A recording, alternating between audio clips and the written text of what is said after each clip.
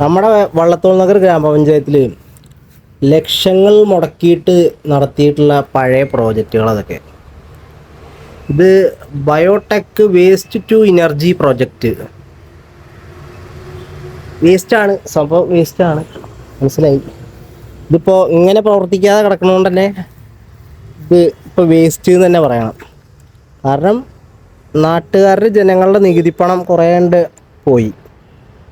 ഇത് ജനറേറ്റർ ഉണ്ട് ഇതിൻ്റെ ഉള്ളിൽ. ഇതെന്താ സംഭവം?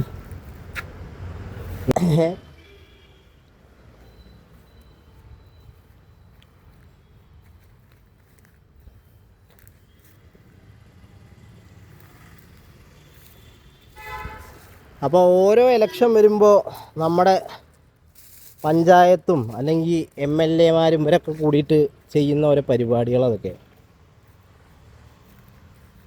എലക്ഷൻ സമയത്തിന് മാത്രം. അത് കഴിഞ്ഞാൽ പിന്നെ എന്ത് പ്രൊജക്റ്റ്, എന്ത് ബയോടെക്, എന്ത് തേങ്ങ. ജനങ്ങളുടെ പണം